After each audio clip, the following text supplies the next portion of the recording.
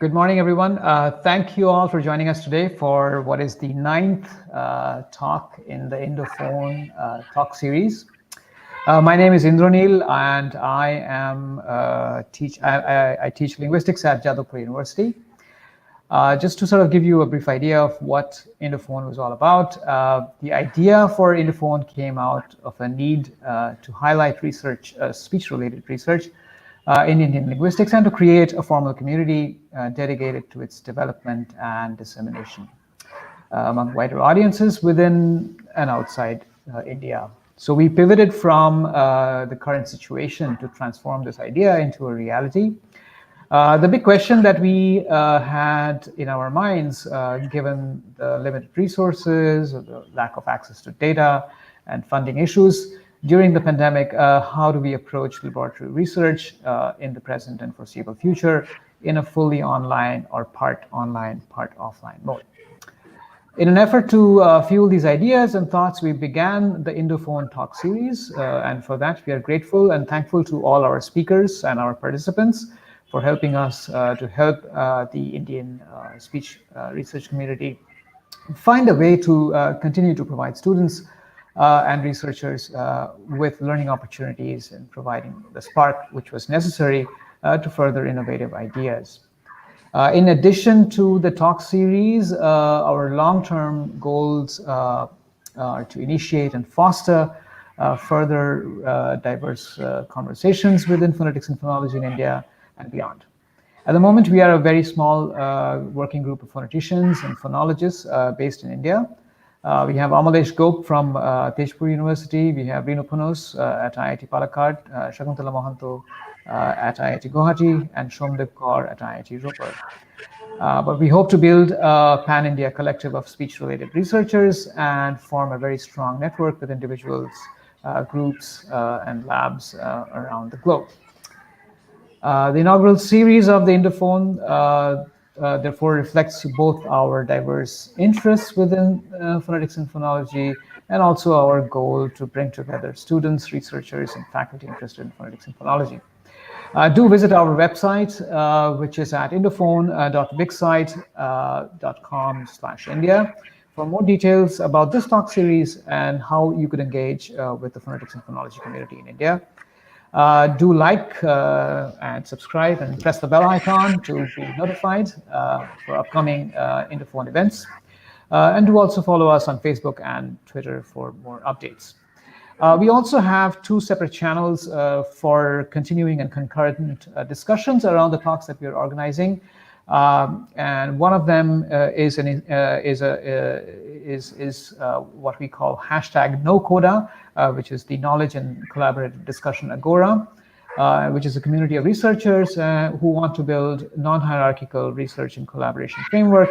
And we emphasize the need for free flow of ideas, questions, data, methods, and science. We believe that constant and curiosity-filled engagement with science is what would free from existing socially constructed hierarchies. Within this broad goal, the functional practices involve constant dialogue and discussion that build on already existing frameworks, for instance, the OSF.io framework. We are a co-op for ideas, exchanges, and co-evolution of best practices. We believe that every time we seek or offer help, we grow. NoCoda is hosted as a server on Discord. You can follow NoCoda on Twitter for discussions around the talks we host at IndoPhon. We also have a very vibrant Google discussion group, which is hosted at IndoPhon Discussion. And I will be putting the links to both of these and as to how to join them in the comment section.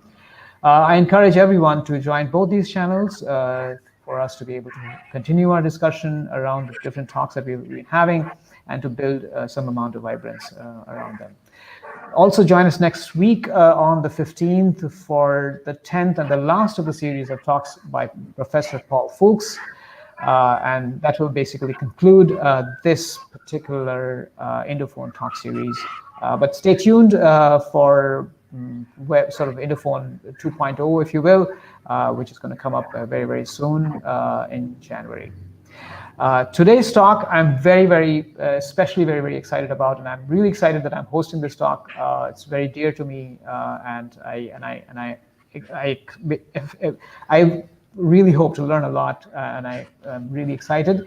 So for the 9th talk in the IndoPhon talk series, we have the distinct pleasure of having Dr. Binny Abraham, and we are indeed privileged that he's able to give us a talk today. Dr. Binny Abraham completed his PhD in linguistics at the Central University of Kerala. His research focuses on historical and acoustic factors of centralized vowels in Dravidian languages. He has experience in the field of language development, working with languages from various families across India. Dr. Abraham will speak to us on a topic, an acoustic study on retracted and fronted vowels in Muduga. Please do put your questions and queries in the comment section, those of you who are following us from YouTube. There will be a discussion following Dr. Abraham's presentation. Please join me in welcoming Dr. Binny Abraham. Binny, the floor is all yours. Thank you for doing this for us. Yeah. Thank you, Dr. Indranil, for this wonderful words of welcome. Thank you for this opportunity, especially to talk with you all about my research topic. I am Binny Abraham. I work with an organization, NGO called the Mon Society, based out of Bangalore, who work for language development activities for many of the minority language communities across India. I'm glad for this opportunity. Today I would be sharing with you all about my topic is like an acoustic study on retracted and fronted vowels, basically centralized vowels in Muduga, one of the languages spoken in Kerala.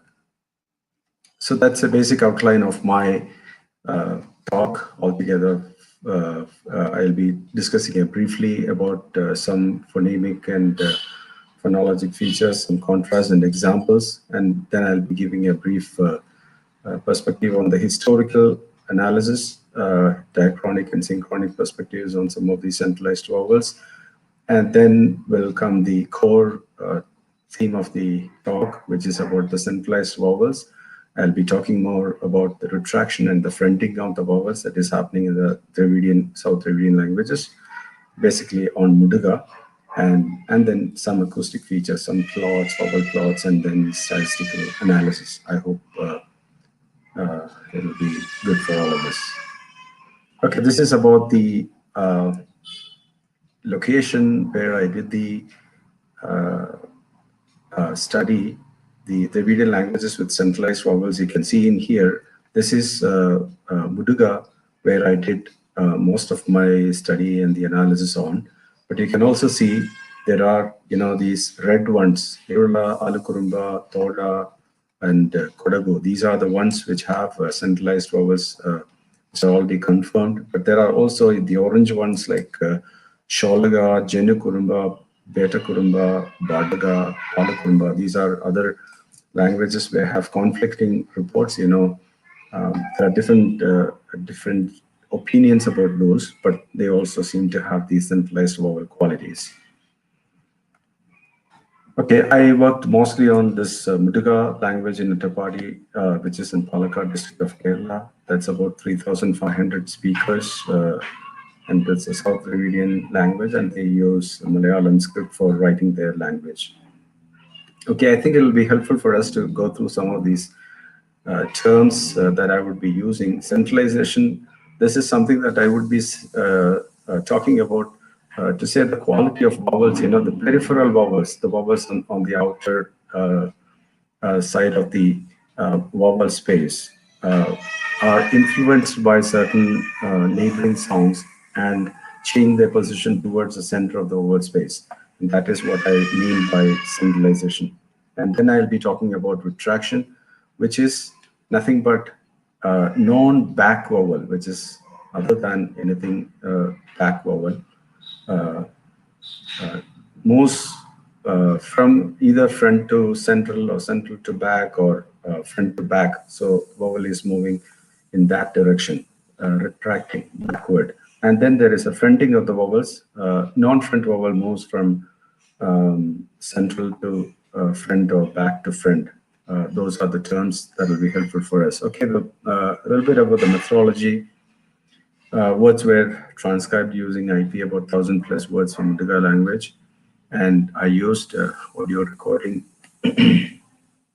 Zoom H1 handy recorder in WAV format using a bit rate of 16 or 24-bit, and sometimes, 24-bit or 4496 kilohertz. And I also used the Dravidian cognates for historical study from the Dravidian Etymological Dictionary, which was from 1984, available online by Burrow and Emino.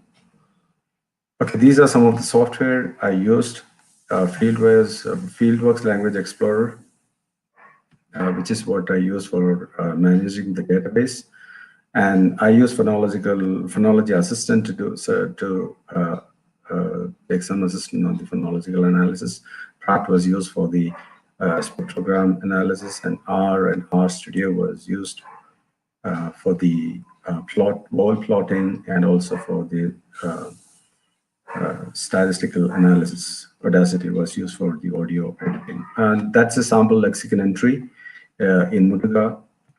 I have a lexeme in IPA, and then in Roman, and then I have an orthographic representation, then the historical source from either Tamil, Malayalam, Kannada, or some of the other languages, and then the cognate form. What is the cognate form in those Proto-Dravidian or Dravidian languages? And then the cognate gloss. What is a gloss for those cognates? And then the source who gave that, and then grammatical category of that word, and then the Malayalam gloss, and then the English gloss, the bibliography source, and also the audio file. That's a typical entry, each one among the 1,000 words. Okay, coming to a Muduga, phonemes and the phonological perspective. There are 19 consonant phonemes, including a marginal one, which is retroflex, voiced plosive. I'll not be focusing much on the phonemes, on the consonants, but I'll be focusing more on the vowels, which you can see here. There are 5 centralized vowel qualities in here, which are different from, the other Dravidian. These are the E, A, A, O, U, are the general Dravidian vowel qualities, but the highlight here are centralized vowels. These are the ones that we find as extra in the so 3 plus 3 extra phonemes, there's long and short ones. And so altogether there are 16 vowels, 8 long and 8 short vowel qualities in Muduga. Okay, coming to diachronic perspective.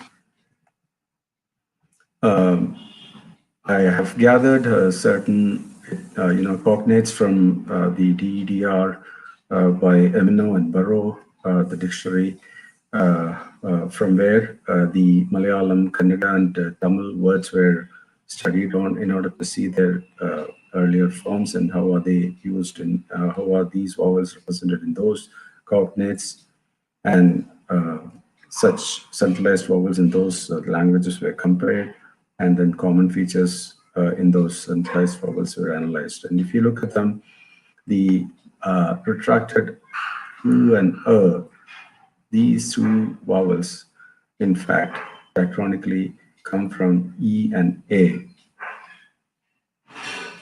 And likewise, the fronting, U, O, and A, all of them have 3 fronted qualities, E, A, and A. But these are still allophonic, but all the others have gained phonemic status by now.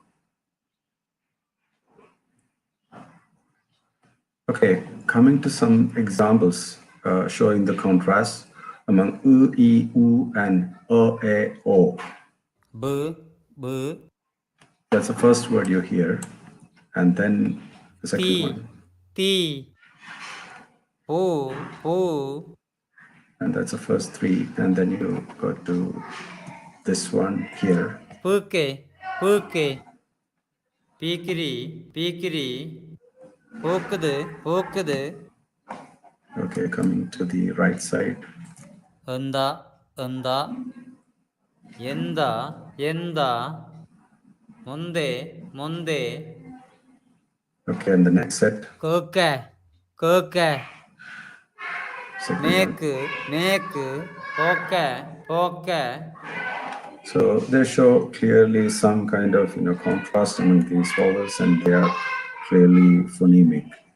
And then we come to the front vowel, a. How is it contrasting between a, and a? Awa, awa, That's the first one here. awa, awa, awe, awe, Okay, going to the second set, a. appe, appe, sappa, sappa, kappe, kappe. Okay, so here on the right hand side, you can see the cognates in the other Dravidian languages, but we'll come to that a little later. Okay, again, another set of examples for the a, and a.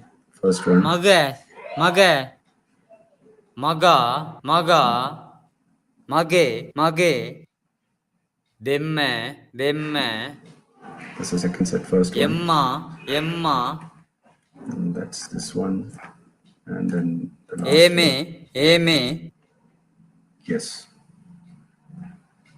Okay, here is coming to the retraction process. Retraction is nothing but the front vowel quality takes or draws backward, retracted, gaining a back vowel quality.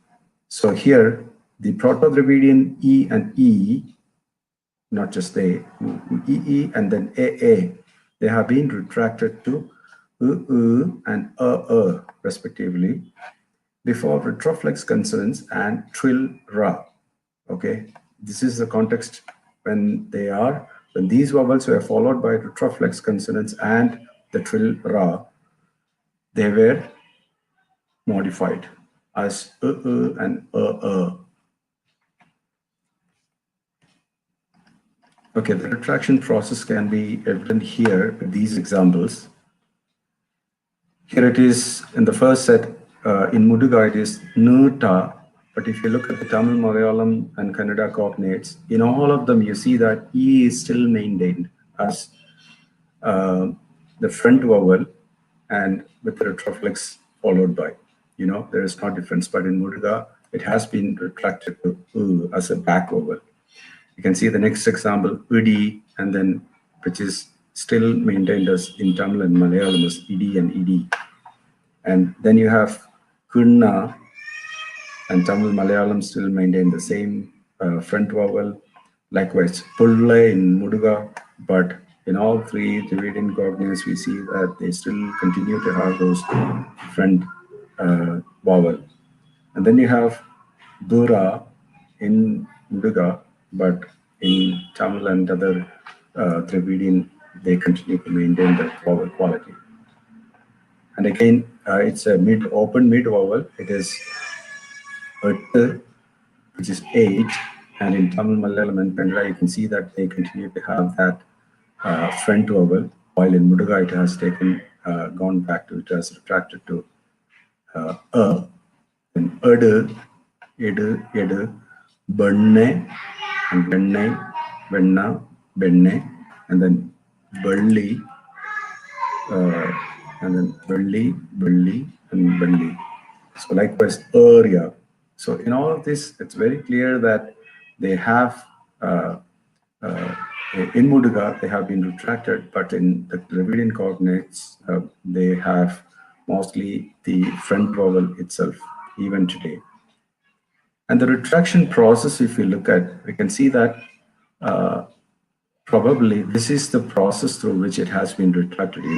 The following retroflex element, it was E with the front vowel, and then because of the retroflex, it probably became the vowel was retracted, and then gradually retroflex at the final position was dropped. which we can see here in these examples. You know, you see this word, these words in Muduga, boo. In all the three cognates, we see that they all still maintain the retroflex consonant followed by the vowel. You see that?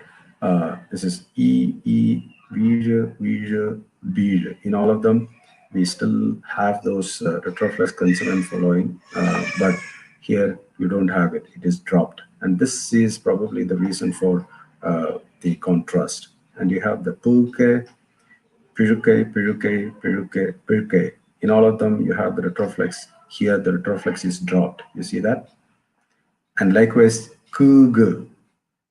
Here too, the same thing is happening. The r, which is the retroflex approximant, is dropped in Muduga, while they are still maintained in Tamil, Kannada, Malayalam, and yes, in all of these languages. And likewise, we have kuang in Muduga, which also has a retroflex here in other cognates. And when you look at the open, the closed mid vowel, a closed mid position also, so the dropping of the retroflex could be seen even in this example. In Muduga, we have anda, while it used to be in all the three cognates, you know, Tamil, Malayalam, and Kannada. The retroflex is there, but here they dropped it. And coming to the second aspect of fronting among the centralization. So the back vowels in the Proto-Dravidian u and o have been fronted to u and respectively before alveolar and palatal consonants, except alveolar trill ra and palatal approximant ya. So these are the contexts in which these Proto-Dravidian u and o have become, you know, these u and u and So u became u and o became but not that they are still not phonemic. Okay, some examples in here for fronting. Proto-Dravidian they are becoming u. So in Muduga, it has the Dravidian cognates. You can see in Tamil, Malayalam, and Kannada, they still maintain the back vowel u, but here it has become u. And likewise in Nulluka, which is before, and in all of them you can see the back vowel, but it has been fronted to a front vowel in Muduga. And likewise for tiger, in Muduga it is puli, but in Malayalam, Tamil, and Kannada it is puli. It's a back vowel. And likewise Muruga, you can see the same thing happening. So these are some of the examples. And when you look at the next set, o becoming you can see the same thing happening here. Katta, which is from o, and then unde. In Muduga it is unde, but in Tamil, Kannada, and Malayalam it is ondru, onnu, undu. And punne, you see that? It's a fronted vowel. And in all the three, you can see that it is still pun. Ole, and which is ole, ola, ole, and sere. And in the reading cognates, you can see that they're all still maintaining the o quality as a back vowel. Now coming to the low vowel, which is the Proto-Dravidian have been fronted to become a before alveolars, except excluding ra. So katte, which is still katte, katta, kande in Tamil, Malayalam, and Kannada cognates. And you have pandi here, which is pandri or panni, pandi in the other languages. Ane here, and this is yani, ana, or ane. Back vowels are maintained here. Pale. So here it is again, all of them are back vowels. Pale. Here you have carry, which was car, kari, car in the other Dravidian cognates.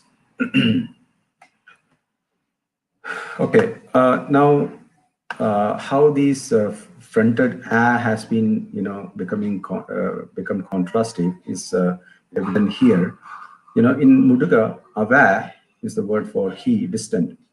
But in Tamil, Malayalam, and Kannada, or Kannada does not have it, but even Tamil and Malayalam, they both have avan and avan. You know, the na alveolar element in the word final position have been dropped in Muduga.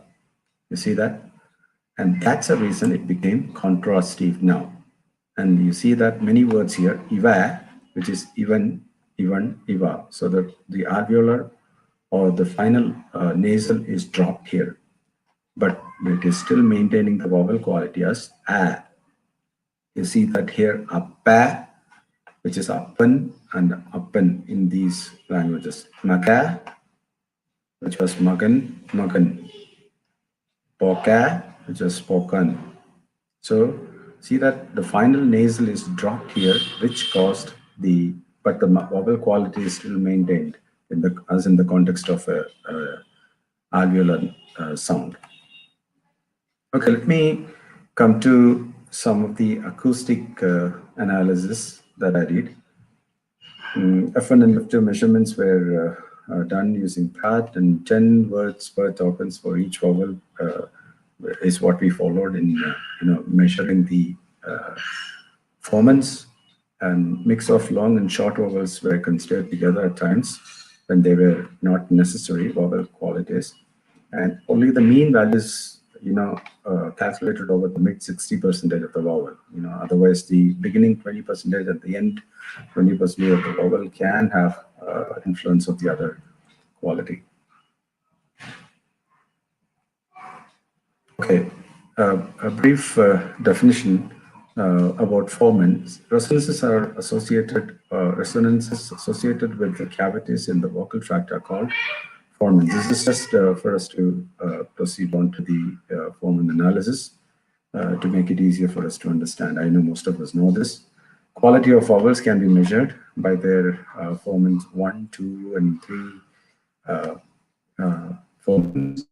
And F1, formant 1, which was a vertical relationship or vertical position of the vowel or height of the vowel, can be measured by the formant 1. In other words, high F1 is showing a low vowel, or low F1 shows a high vowel. And likewise, F2 shows a horizontal tongue position, which means high F2 shows a front vowel and low F2 shows a back vowel. In other words, the higher the F2 is, the more front a vowel is. The lower the F2 is, the more back a vowel is. And also F3, if F3 is lower, they can indicate retroflexion or lip rounding on the vowels. Okay, coming to some examples with the spectrographs. Remember this, the higher the F2 value, the more front the vowel is. You can see that for the word pikiri, which means small child, you can listen to that if you want. Pikiri. So E has a very high, it's a front vowel, very high F2 value. You see, the higher the F2 value is, the more front the vowel is. But when you come to this one, which is actually developed from a retracted E, but the F2 value is 1266, which is much lower compared to this, almost 1000 below, So the lower the F2 is, more backward the vowel is. So this is Puke. So very clearly it shows that has been changed to a very, backward position. And likewise, when you come to A, which is a closed mid vowel, you can hear that. Yenda. So the F2 is 1990, which is very high in here. So because it is a front vowel, but in here, A is 1300, around 1300, and it is a retracted vowel, and you can hear that. Anda. So for a back vowel, it is 1300 and it is 1990 in here. So the difference is very clear. The retraction has caused very clearly through these formants. It is evident here. Okay, looking at the front vowels, this a and a, the higher the F2 value, the more front a vowel is. You see that? The F2 value here for a is 1688. You see that here? But if you look at this one, this is 1100 plus. So for a, odd, this is odd. that's a back vowel, odd. But for this one, if you listen to this, as a, it's very clearly a front vowel, and the F2 values are much different. This is very high here, this is much lower here, which shows very clearly the vowel qualities are being changed. Okay, to tell you about some gradient versus categorical processes that we see in Muduga, like in any other languages or many other languages, usually gradient processes are more phonetic, and categorical processes are more phonemic. So here in Muduga, we can see that the a, that's a top graph here, it shows the tokens of one particular vowel. It's more straight. It doesn't change its position in terms of the F2 values, which means it is more categorical, phonemic. A has become phonemic in Muduga. But if you look at U and it has the diphthongal quality. It is going from U to E. If you look at this graph, which is going from 1300 to around 1900, all the way up there. Okay, so or it is, if you say it slowly, it is oi, oi. So the tongue is coming from back to front to make this vowel quality within that short duration. And likewise for ui, ui. You'll see an example here. You see this word ulaga. This is ulaga. So the u ways, if you look at this, it has, the first half you look at u, the first half of u, it is almost like u, the back vowel. But on the second half of it, it is almost like the e. The F2 value is, you see that? It's going upward. It's gradient. But it is a phonetic process. That's what we want to understand here. But if you come to a, which has become phonemic, why I highlight this particular one is that in all of this process, it is in all these three vowels, this a, u, and in all of these three, it is actually fronting that is happening. But for the u and they are still gradient and phonetic, and they are allophones. But when it comes to a, it has become phonemic. That's why I'm showing this difference specifically. You see, it's a straight categorical process that you see for the F2 value here. There's no difference. It's not gradient as you see on the U and So this is clear that a is having a more categorical process patterning.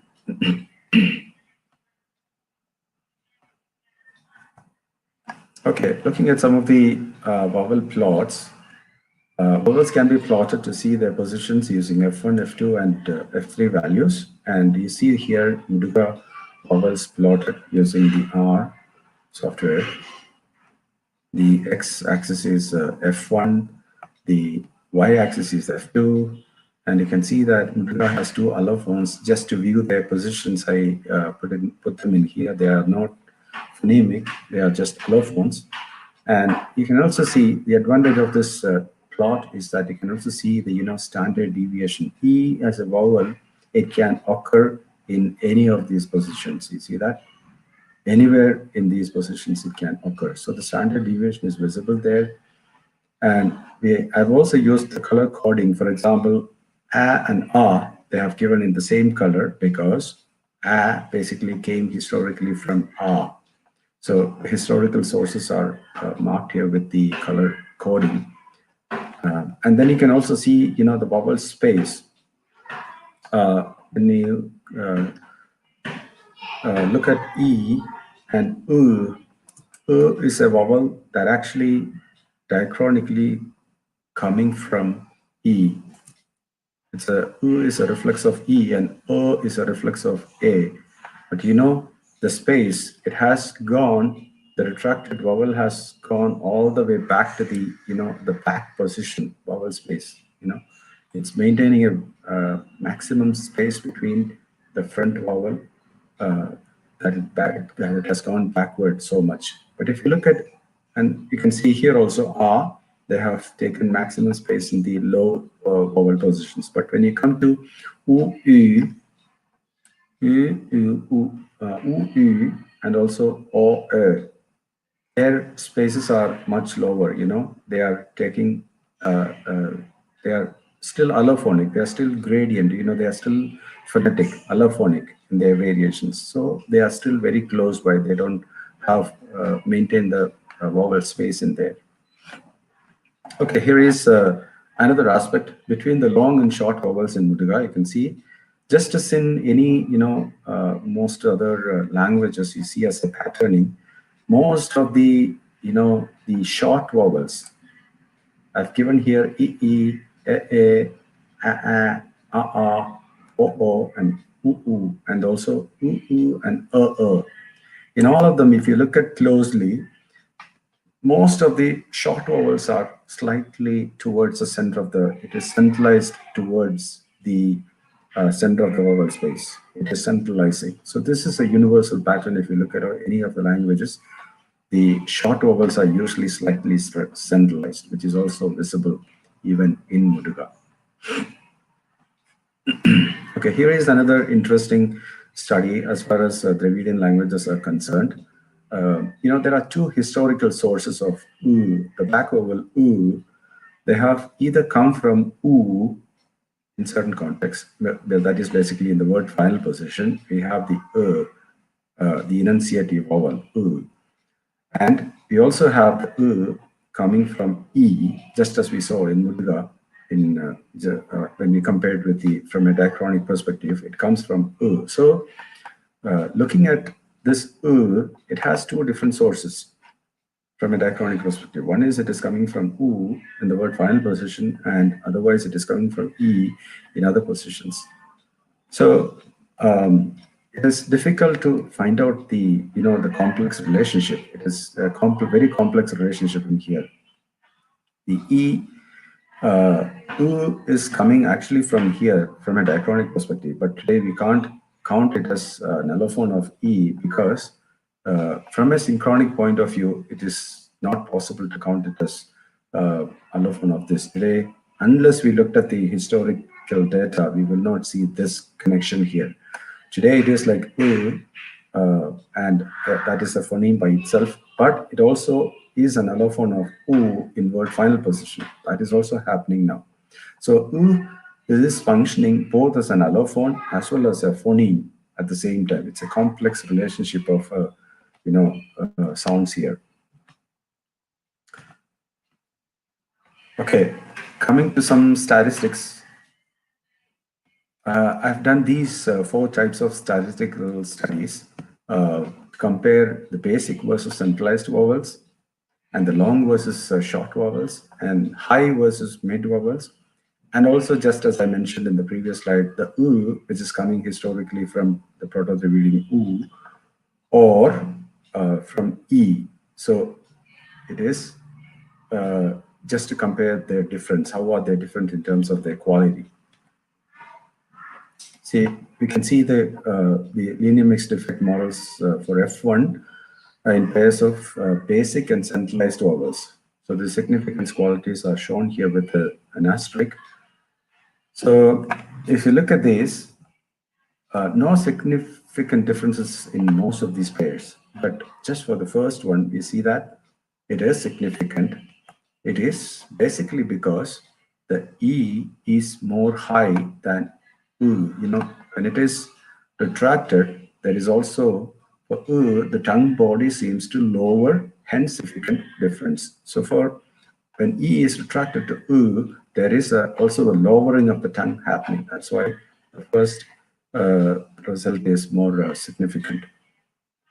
Otherwise, F1 is not expected to change any significant difference. But for F2, we expected all of them to be significant. And likewise, you see that all the results are significant, highly significant for all pairs. That's what we expected, because that's what it shows the actual retraction. Centralization is accompanied by fronting or retraction, which is very much evident by these significant differences. Lower F2 values for U and suggest retraction of the tongue body. If you look at here, in both of these cases, there is much lower F2 values. This is minus 801. In here, this is minus 703. It suggests that there is some kind of retraction of the tongue body in and in both of these cases. Coming to the F3, unexpected. There are two significant results here, differences here, which was unexpected. Low F3 values suggest some retroflexion. Okay, there is no chance for the lip rounding, because definitely they are spread vowels. They are not at all rounded. Lip rounding doesn't play any role here, but it shows some kind of low F3, which was a significant F3 value, a significantly low F3 value, but very high F3 values compared to other languages like Kalasha, where there are clearly retroflexed vowels. In their cases, the formant values for F3, they go up to 1,600 heads, while in Muduga they still are 2,500. So very less chances for the retroflexion of these vowels. If you look at these, this is between F2 and F3. This is just to see how low are the F3 values for these retracted vowels. So U and you can see they are the lowest in here, but they are very close to also the and U, which are also the centralized vowels. But these are comparatively much higher than these Kalasha type of languages, where the centralized or the retroflexed vowels can be seen. So there are very less chance for these vowels to be retroflexed as such. Okay, I'm coming to my conclusions. Study confirms that Muduga has 6 additional vowel phonemes. It contradicts with Rajendran 1986, and it supplements Scott 1987, who just mentioned that there is possibly centralized vowels in Muduga. And the Diatronics study tells us that new vowels through 2 major historical processes came in, and the Proto-Dravidian E and A have been retracted and became back and rounded vowels and before retroflex and trill ra. The Proto-Dravidian A became A in the same environment as above, and Proto-Dravidian U and O and A are fronted to become U and A when occurring before alveolar and palatal consonants, except alveolar, trill, ra, and palatal approximant. Yeah. The retracted vowels and and the fronted vowel a are phonemic. Muduga centralized vowels are qualitatively different from the basic vowels in terms of acoustics. And from statistics, we conclude that the acoustic differences are statistically significant in the phonemic vowels. Okay, here is a theoretical issue also. With this, I would like to close. The consonant vowel interaction in VC context, vowel consonant context, we see that retroflex and ra, when a vowel is followed by retroflex and ra, they cause retraction. Okay. But alveolars, except ra and palatals, they cause fronting. Okay, this is about VC context. In a VC context, retroflexes cause retraction, and alveolars and palatals cause fronting. but dentals are kind of neutral. But in a CV, it is the reverse. In a consonant vowel context, all coronals, including the retroflex, they cause co-articulatory fronting. Okay.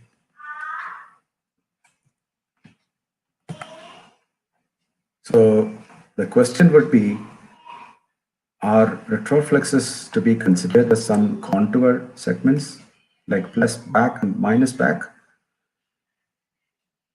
They are currently not considered so by the feature theory.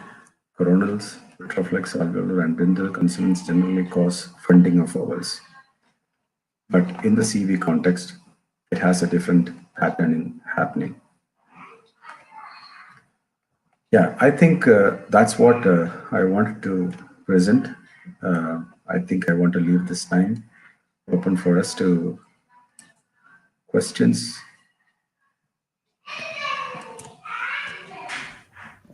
Thank you very much, Binny. I absolutely loved your talk. As you know, I myself work on articulation a lot, and I'm glad that you brought that up. Your talk was basically the perfect mix of quantitative, acoustic, phonetic work, historical connection. These are things that I think most of us are able to do one or the other, and I am really, really glad that you managed to do both with equal ease. We will start by taking on a couple of questions here. There are quite a few comments, and so let's sort of jump right into it. Here's a question from Cobalt. Cobalt says that the word for rain is the historical ra, seems to have become ga. Is this change reflected in other words as well? Yeah, this change of the approximant becoming ga, in some cases we can note that this is happening, but this is not true for all the cases, you know. For some cases, ra becomes ga, and also some cases ra is dropped, but it is not true for everything. You know, ra can either become ga or it can be dropped. It also becomes something else which I can't remember very well right now. Yeah. Thank you. Great. So we have a question from Shakuntala. Is there some kind of back or centralized vowel harmony? I gather we will need to see the alternations in the presence of affixes to say, I think, conclusive. Yeah, maybe I couldn't quite figure out any vowel harmony happening between these vowels. As you say, probably regarding vowel alternations, we need more detailed study. That's what I can say for now. Yeah. Thank you. So typically, Dravidian does have some forms of affixal harmony, right? I believe. Right. I think Malayalam also has Yes. some. Yeah. Cool. All right. Next, we have a question from Hemalata Nagarajan. In Tamil, we have insertion of semivowel one year. When we have vowel sequences based on the preceding vowel, what is inserted in Muruga when front vowels get retracted?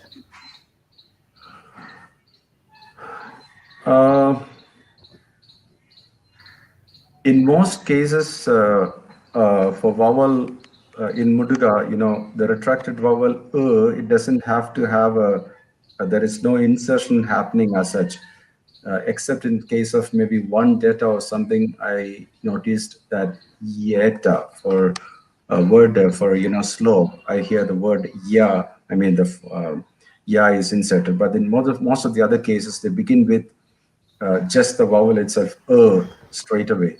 It doesn't have an insertion happening in Muduga as such. Yeah. So in the instance that you see, that's more of a kind of onset satisfied some kind of onset principle, or even though it's not really required. Maybe a Tamil influence, because the language is also spoken in a Tamil influence. Tamil has ya inserted, so that must be the reason for that. Okay, cool. Excellent. We are moving on to another question from Niranjan Upur. And he's asking if you could tell us more about the speakers of Muduga, what other languages do they speak, and what are some recent works on these languages. Niranjan does have another question, but I will put that up right after you answer this one. Yeah, basically Muduga is found in Kerala, and they speak mostly Malayalam as their second language, and some of them then can also manage to speak Tamil, but mostly their second language is Malayalam. And there are not many works done on these languages, and one of the major works that I had been referring to was by Rajendran, which was done in 1986, and he never talked about any of these centralized vowels, but he has mentioned about some of these centralized vowels which are allophonic, which is like found in any other Dravidian languages, like in Tamil or Malayalam. In the word final position, you can see some centralized vowels which are still allophonic. But in Muduga, in the current study, I see that. But Karp also mentioned about centralized vowels existing in Muduga, but he has not published any details, which he mentioned in another paper in a study about Alukurumba, a different language. So there are very minimum studies on these languages as far as acoustics or core linguistics is concerned. Right. Niranjan has a follow-up question. Do we have vowel and consonant harmonies in Dravidian languages, and any reports on these? Probably there are some consonant harmonies happening, as Indranil just mentioned, in some of these Dravidian languages, but I haven't gone deeper into some of these consonant harmonies. Dr. Arsenault has studied about the coronal assimilation happening among the coronals in Dravidian or the even Asian languages altogether, but he also deals with the Dravidian languages. Yeah, but I haven't looked at many of them in detail. Thank you. Okay, moving on, we have another question we have two questions from Cobalt. In Toda, Eminu reports of these sort of central vowels, I suppose, and they appear before retroflexes and alveolar is quite different from Muruga. Yeah, what's your comment on that? In Toda reports and I think centralized vowels appear before both retroflexes and alveolars. Quite different from the vowels that entered before alveolars. Also, Ladefoged, right? I mean, if I yeah. There are in all of these studies there are the Nilgiri area languages have very clearly centralized vowels, which is very clear from many of these studies by Emino or Rajendran and Karp. All these people have studied on these languages, and and also there is I miss out his name. Okay, so acoustic study might be Ladefoged also, right? I mean, Ladefoged also, yes. Yeah. So these area, I mean, the Nilgiri area has been counted as a linguistic micro area with centralized vowels. There are definitely centralized vowels in all of them, but the context in which they are developed have been conflicting in different languages. But there is some similarity in terms of, just like these vowels in Muduga, it is generally retroflex that is followed by that is affecting the retracted vowels, and also generally the following alveolars that is causing the fronting. But in other ways also, as you just mentioned, Emino talks about retroflexes and alveolars causing retraction. And Emino also talks about, retroflexed vowels in Badaga, which is also not very clear in, retroflexion is usually a possibility to be, accompanied by retraction, but which is not very much evident in Muduga as such so far from my study. Yes. Thank you. Great. Okay, and Cobalt has another question. In Ilura, Zalable reports 4 phonemic centralized vowels. He transcribes them as the Bardai, the Bardu, the Shwa, and can't see that. Okay. But he hasn't, I guess it's not a question, it's more of a comment, right? Yeah. Yeah. But it's good that, I mean, yeah, the diachronics of it, I think, is the interesting part. Yeah. Yes, So, exactly. The diachronic perspectives are not very much done by many of these people, but this is evident when we look at overall these languages. There is this kind of play of sounds happening. The environments and the diachronic perspectives have been similar in terms of their context and the influences. right. So that's all of the questions that we have. And if you may allow me, maybe I will sort of ask, not a question, but I just wanted to kind of invite you to think about something, and especially because of the fact that you mentioned the asymmetries that exist between VC and CV. And this seems to be, especially in terms of the co-articulation, if you will, this is something that we have found in our work in Malayalam as well. And that seems to be that if you think about complexity or articulatory complexity or gestural complexity from that perspective, it just seems that the CV context is more a context where that matters. Okay. But the VC context might be something where a higher order, like sort of neighborhood density or lexical frequency or type token frequency, these things might matter in the VC context. But generally speaking, in the CV, it would be more sort of articulatory gestural overlap. Right. So therefore, if you see the patterns where retroflexion,